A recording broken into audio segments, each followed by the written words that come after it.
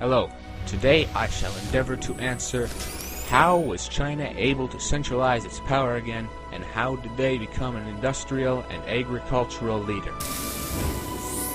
The Sui dynasty came to be through military conquest which united all of China under a centralized government again.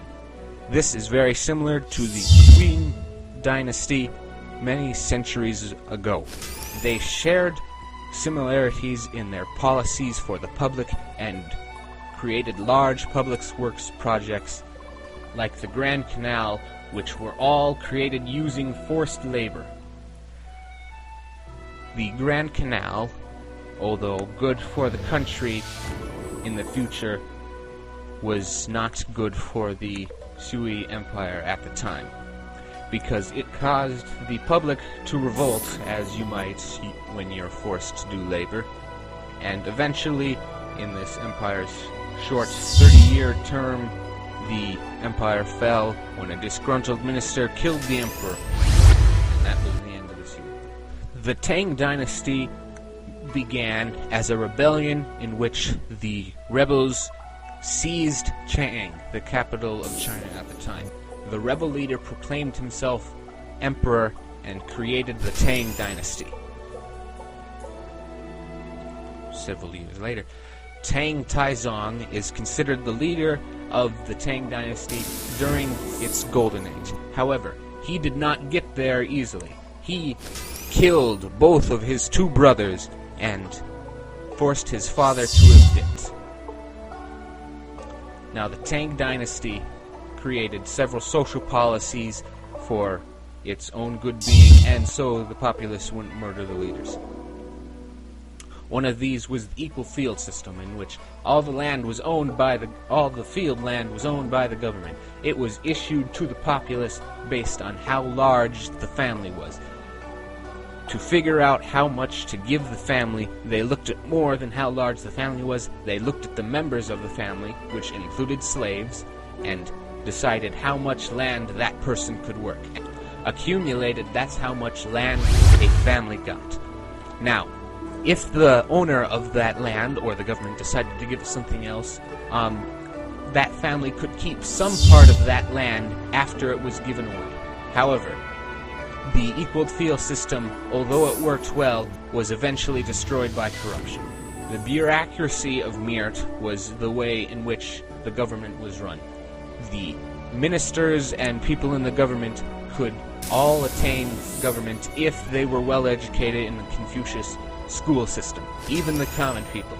This was at first limited to the richer people who could afford it, but as time progressed, the school system became more public. This system was used until the 1900s. Communication and transportation. The main freightway in the country was the Grand Canal, but trade also flourished on the many roads in the country.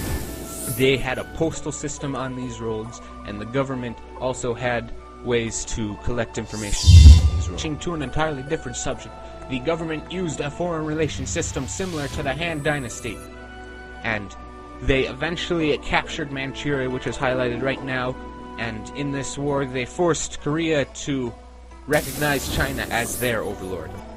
In addition to this, China captured parts of northern Vietnam. Eventually, an empire fell into a false sense of security and allowed a military coup that captured two cities to happen.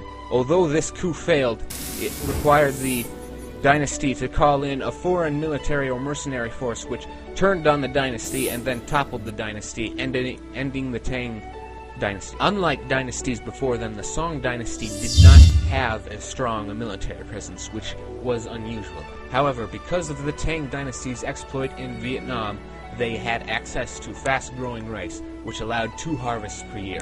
This caused population to skyrocket because food was both more available and cheaper. As the population skyrocketed, more people moved into cities, eventually turning China into the most urbanized country in the world at that time.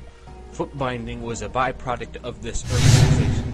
It was both a way in which the families could control their little girls, and apparently it made them prettier too. I don't understand how. Another unusual thing that happened around this time period was the rise of a female emperor. Her name was Wu Zhao, or Wu Zitan. After becoming a concubine at Tang Taizong's court, she became the wife of Tang Taizong's successor. After he had a stroke, she took power from him. To keep her power, she appealed to groups like the Buddhists who would support her, and she passed laws that opposed those who would oppose her. If those that opposed her didn't listen to those laws, she had them executed or otherwise tortured. She allowed commoners to take place in the government, and she also made Buddhism the official religion. During this time period, many new technologies arose, and old ones were improved. Metallurgy was improved so that both the tools were produced more and became stronger. Porcelain, which was a material used to make plateware, was modified so that colored glazes could be used when it was fired to make it more colorful. Printing was eventually the invention of ink stamps, which was an inverse shape on a wood block which had ink covered on it, and then it was stuck on a piece of paper.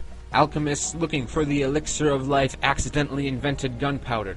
China modernized its shipping fleets and used a device called the south-pointing needles, or a compass, as it's more commonly referred to trade as far away as Persia. Because of the extreme economic growth of this time period, the mints could not keep up and make enough coinage to go around.